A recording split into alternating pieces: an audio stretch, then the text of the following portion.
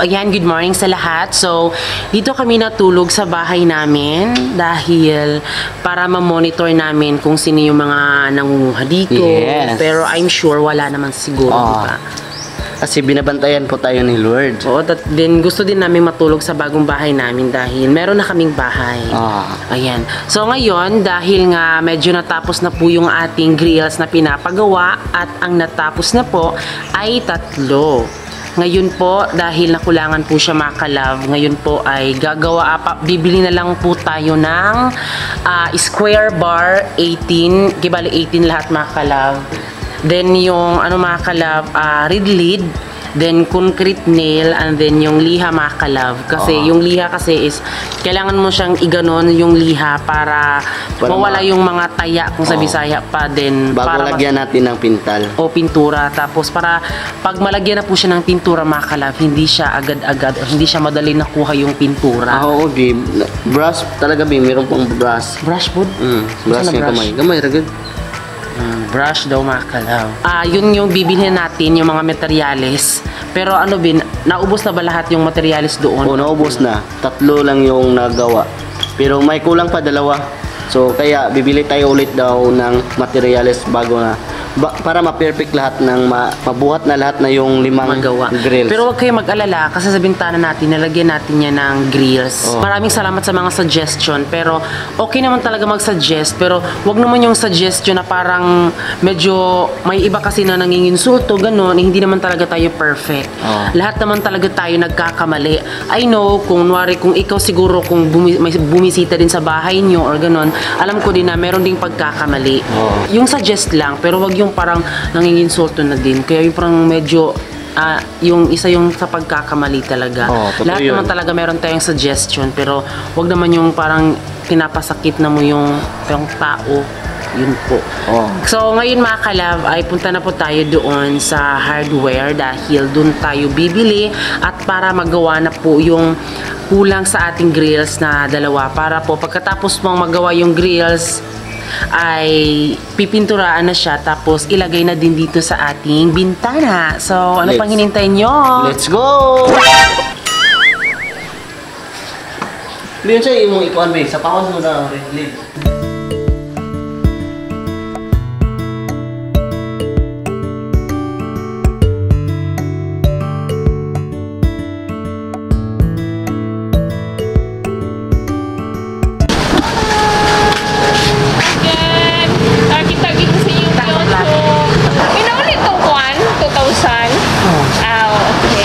Ka-love, andito na kami sa Ramjico at nagpapasalamat pala ako kay ate kasi diba yung pagtutal niya ay nasobra. So binalik po sa amin yung pera at thank you kay ate. At sa Ramjico din mga ka-love, maganda yung pag-ano nila dito kasi talaga, binalik talaga yung pera na nasobra talaga. Kaya thank you. Huwag mo ka nag-ingon nga sobra. Ay, wala po bupang ko. Di pag total, magod ako paghatag na ko sa DR, dihan na ako nasairan nga, uy, sobra DR. Square bar, 18 ka buo. 18 ka buo kay square bar. Then red lid. Sana pang bakal tiya, na red lid. Red oxide.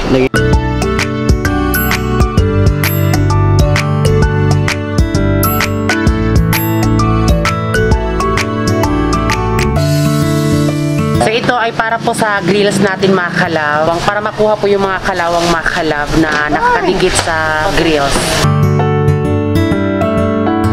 Siyempre mga kalab ay bumili na din kami ng silver para po i-ano sa ating silver play button mga kalab. Nirelate namin siya sa ating silver play button. So red sana yung ilagay natin pero sa bintana, sa mismong sa grills kasi is color red yung ating ilagay.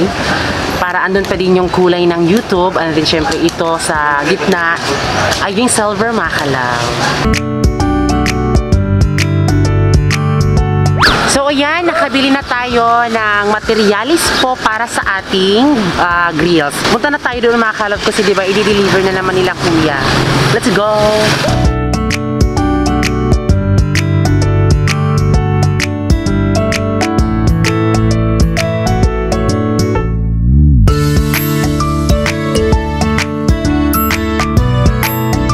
So yun mga kalab, andito na tayo sa pinapagawa nating grills at yun po, hinahakot na nila yung mga bakal at sa ngayon mga kalab, tingnan nyo po yung kanilang natapos na 3 grills at nakikita na talaga natin ang kabuuan ng ating grills mga kalab at konting ano lang mga kalab na matapos ang 2 grills para mailagay na po ang 5 grills natin mga kalab.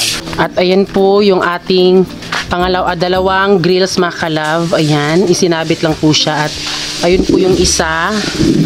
3 na po mga kalab, diba? YouTube logo ang Shala. Ayan, proud kami dyan.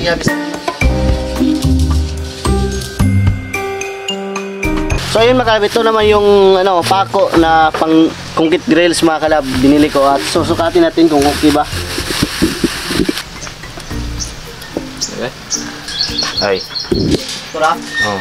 So magkasya mga kalab.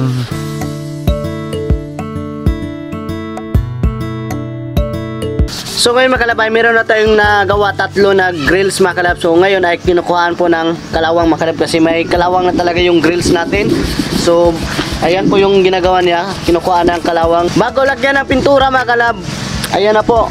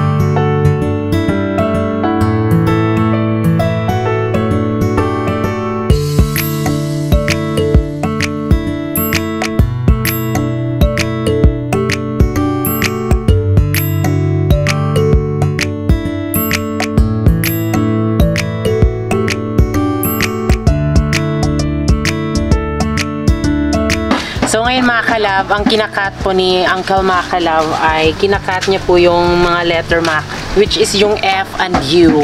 So ayan mga kalab. So para ilagay namin sa bandang dito mga kalab. Dito mga kalab ilalagay namin yung F and U. Ayan, customized po siya. Francis and Ulysses. Ayan po mga kalab. At ito sa bandang dito ay nakuna na siya ng kalawan sa bandang dito.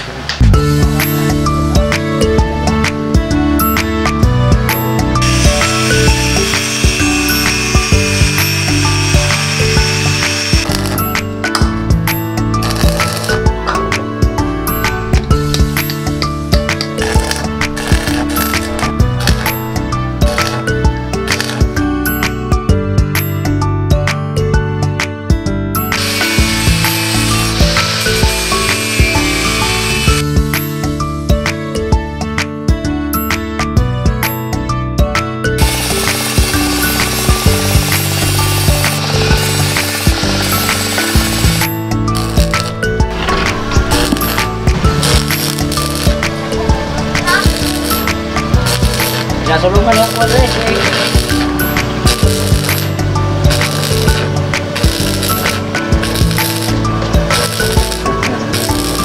Kasi doon po ato ni.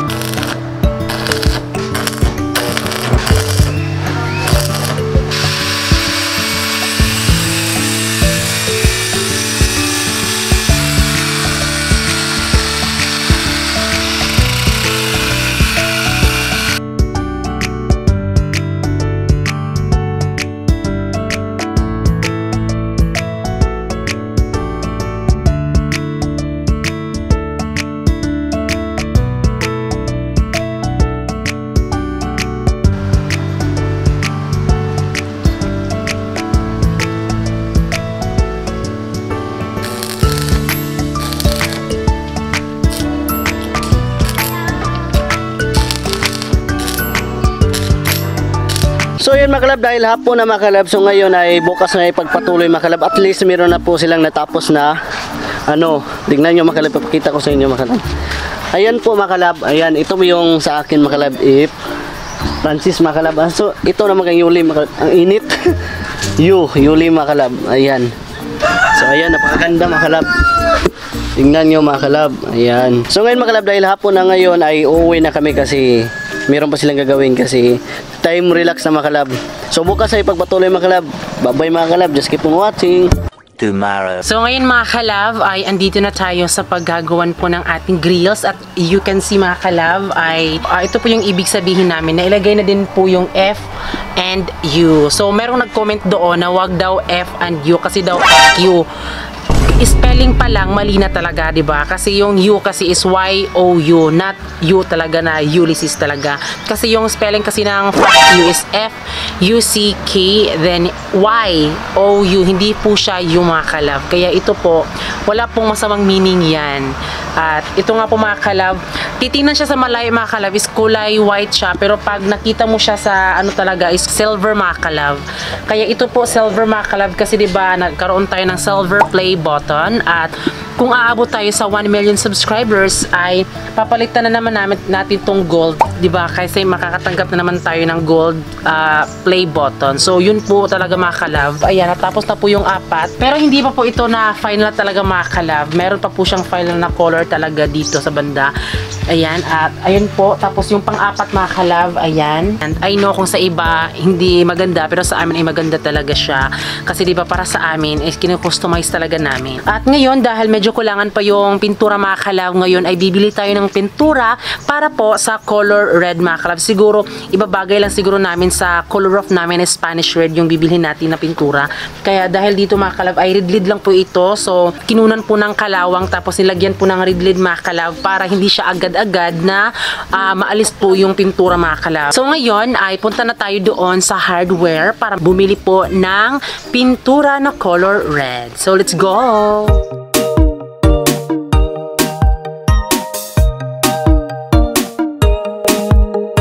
So ngayon mga kalab, dito na tayo at ito na po yung nabili natin na color red. Ayan. So dalawa muna yung binili namin mga kalab kasi 'di ba? Kasayang kasi kapag may sobra, pero kung may kulang, bibili na naman kami. Lahi.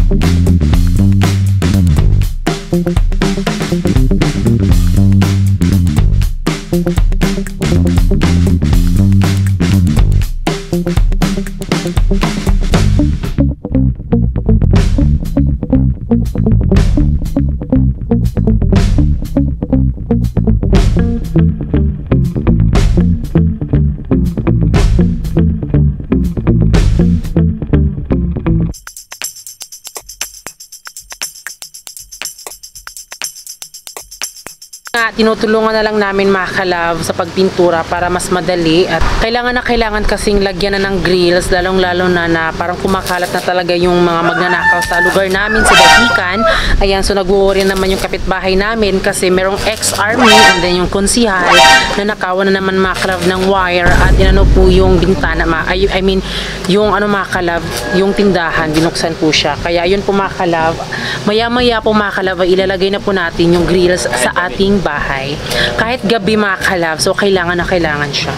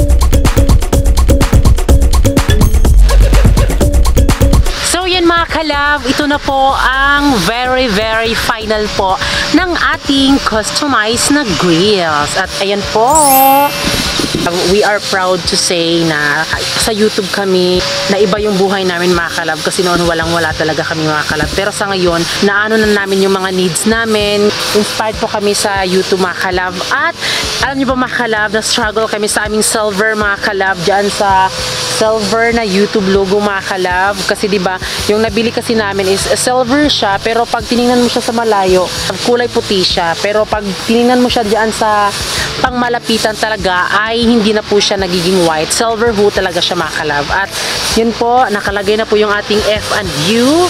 At yung kulay namin mga kalab is color red. Yan po ay sinadya talaga namin lahat mga kalab. Kasi yan yung kulay ng ating color of mga kalab. At ito po, sa labas po ay YouTube. At yung ibang mga social media mga kalab ay makikita nyo po sa susunod mga kalab ng ating bahay serye. Dahil yung dalawa ay hindi pa siya natapos. So, kinanabaho pa. So, while nagtatrabaho dyan mga kalab, ay yung tatlo ay ilalagay na po doon sa aming bahay mga kalab para mas hindi na tayo maano ng nakaw. So, ano pang hinintay mga kalab kasi mainit na. So, let's go!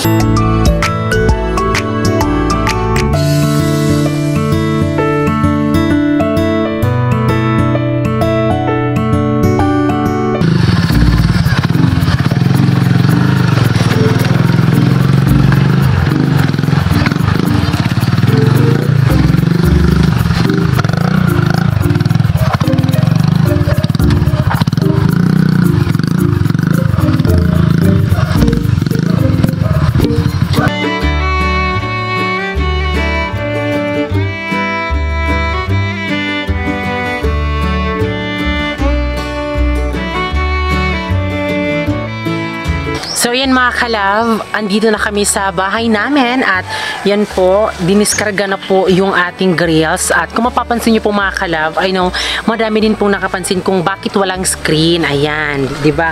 Kasi ang daming nag-ano dyan kung bakit walang screen. So sa amin mga kalab, di na lang namin siya lalagyan kasi di ba, okay lang naman siguro yung lamok mga kalab. Kahit na magnakapan yan mga kalab, mahuhuli yan. Pero yung tao talaga hindi mahuhuli mga kalab. Diba? Kaya yun, mas importante sa atin yung grills at yung screen mga kalab. Sobrang ang tagal pa kasing mag-ano ng screen mga kalab, naghanap kami pero walang nag-PM mga kalab. Tapos ngayon mga kalab ito, dahil tapos na po yung grill, so ilalagay na lang namin, di ba? So wag din kayong mag-alala, di ba? Kasi hindi naman namin i-open yung bintana always mga kalab kasi di ba? Naka-aircon naman sa loob mga kalab, kaya hindi siya bukas ng bukas. Siguro yung lalagyan lang siguro namin ng screen mga kalab is yung sa pintuan mga kalab, ayan. So ngayon mga kalab ay pupunasan ko po yung aming bintana dahil tuwing umaga mga kalab ay merong mga langgam dito na si akyatan mga kalab, ewan ko kung bakit. At parang meron pong mga sanmanitas mga kalab at yung screen namin ay medyo parang naano na siya mga kalab, nasira na dahil po sa ibon mga kalab, inaano nila.